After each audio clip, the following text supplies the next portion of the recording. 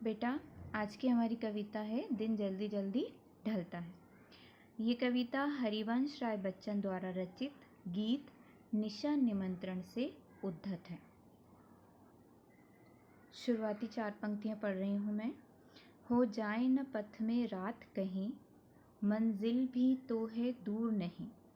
यह सोच थका दिन का पंथी भी जल्दी जल्दी चलता है, दिन जल्दी जल्दी ढलता है। इन पंक्तियों में कवि जीवन यात्रा को पथ कह रहे हैं। जिस प्रकार सूर्योदय के बाद सूर्यास्त निश्चित है, उसी प्रकार जन्म के बाद मृत्यु भी निश्चित है। हर क्षण जीवन ढलता जा रहा है, यानी कि हर क्षण जो हमारी उम्र बढ़ती जा रही है तो हमारा जीवन कम होता जा रहा है। ठीक है। इस जीवन यात्रा में यात्री दिन ढलने के पहले अपने गंतव्य तक पहुंचना चाहता है। गंतव्य यानी कि उसकी जो मंजिल है, उसे जहां जाना है वहां तक पहुंचना चाहता है। ठीक है, अपने लक्ष्य को प्राप्त करना चाहता है, अर्थात सारी सुख सुविधाएं और जिम्मेदारियां पूरी कर लेना चाहता है। ठीक वैसे ही जैसे एक पंछी दिन ढलने से पहले अपने घोंसले तक लौट आना चाहता है। अगली पंक्तियां हैं। बच्चे प्रत्याशा में होंगे, नीड़ों से झांक रहे होंगे। यह ध्यान परों में चिड़ियों के भरता कितनी चंचलता है, दिन जल्दी जल्दी ढलता है।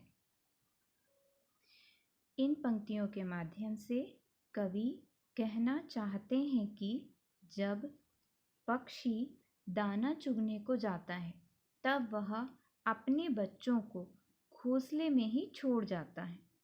तब बच्चे उसकी प्रतीक्षा करते हैं कि वो दिन ढलने से पहले दाना लेकर वापस आ जाएगा।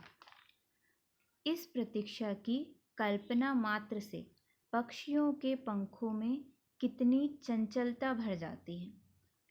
पक्षियों को अपने बच्चों की चिंता सताती है कि वे अपने घोंसले से झांक झांक कर उनका इंतज़ार कर रहे होंगे। इसी प्रकार संसार भी अपनी जिम्मेदारियां जीवन ढलने से पहले पूरी कर लेना चाहता है। ठीक है, इसमें कवि ने किस किस के बारे में बताया है? इंसानों के बारे में बात की है, मनुष्यों के बारे में, ठीक है, और पक्षियों के, चिड़ियाओं के बारे में बात की है। हर व्यक्ति क्या चाहता है कि वो अपना जीवन ढलने से पहले, इससे पहले कि उसे बुढ़ापा आ जाए, ठीक है, क्या चाहता है? सारी सुख सुविधाएं, सारी जिम्मेदारियां पूरी कर देना चाहता है। किस प्रकार? उसी प्रकार जिस प्रकार पंछी सुबह दाना ढूंढने के लिए अपने घोंसलों से निकलते हैं, ठीक है, लेकिन वो शीघ्र से शीघ्र दिन ढलने से पहले अपने घोंसलों में दाना लेकर वापस आना चाहते हैं। क्यों आना चाहते हैं? क्योंकि उन घोंसलों में, उन नीड़ों में कौन रहते हैं? उनके बच्चे उनकी प्रतीक्षा कर रहे होते हैं। और यह विचार मात्र ही उनके पंखों में चंचलता भर देता है, यानी कि उनके पंखों को तेज कर देता है। वो जल्दी अपने पंख फड़फड़ाकर अपने घर वापस आना चाहते हैं, शीघ्र से शीघ्र अपने बच्चों को दाना खिलाना चाहते हैं, उनके पास लौटना चाहते हैं। अगली पंक्तियां हैं। मुझसे मिलने को कौन विकल, मैं हूँ किसके हित चंचल। यह प्रश्न शिथिल करता पद को, भरता उर में विहलता है, दिन जल्दी जल्दी ढलता है।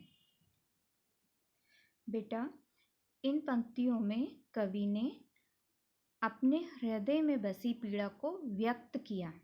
ठीक है, कवि कहता है कि संसार में ऐसा कोई भी नहीं जो कि उसका इंतज़ार कर रहा हो, उसे मिलने को तड़प रहा हो। ऐसा कोई नहीं है जिसके लिए वो इन पक्षियों की तरह मेहनत करे। यह सोचकर कवि का मन विचलित हो जाता है और उसके कदम ढीले पड़ जाते हैं।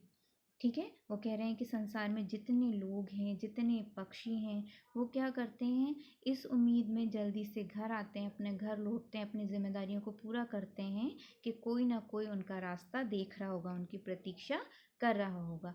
लेकिन यही सबसे बड़ा दुख कवि के मन में बसा हुआ है। क्या दुख बसा हुआ है कि इस तरह से उनका इंतज़ार करने वाला, उनकी प्रतीक्षा करने वाला कोई भी नहीं है, और यही पीड़ा उन्हें सता रही है।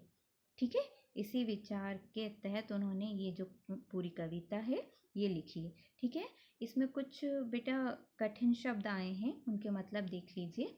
प्रत्याशा का मतलब होता है पूर्वानुमान, संभावना, अपेक्षा।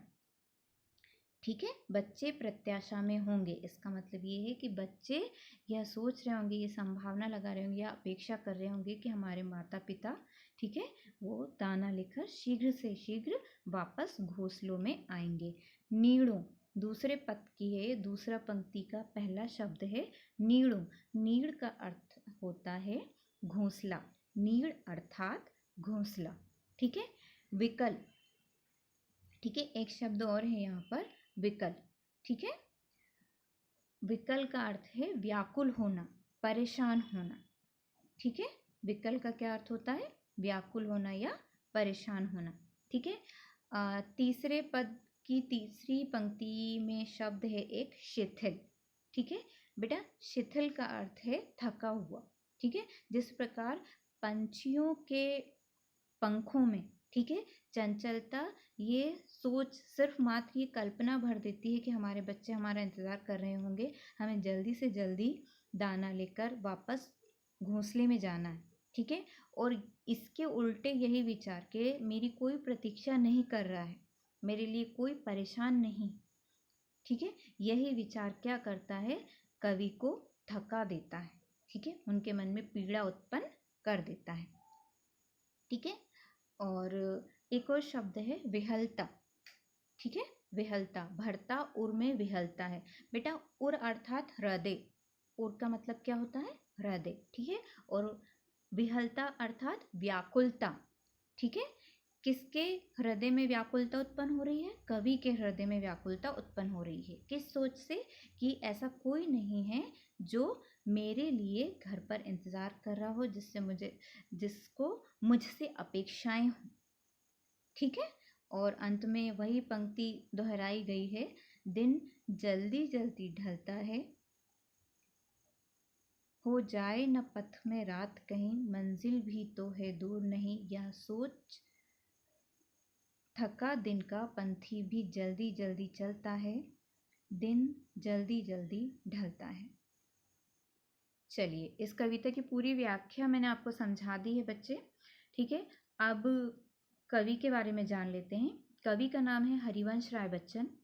इनका जन्म 27 नवंबर 1907 इलाहाबाद में हुआ था। इनके पिताजी का नाम प्रताप नारायण श्रीवास्तव था और माताजी का नाम सरस्वती देवी था। हरिवंश राय बच्चन जी ने अपनी प्रारंभिक शिक्षा कायस्थ विद्यालय से उर्दू और हिंदी में ग्रहण की थी। ठीक है, आज की कविता यहीं समाप्त होती है। इसके बाद वाली जो कविता है आत्मकथ, मैं आपको अगली कक्षा में समझाऊंगी।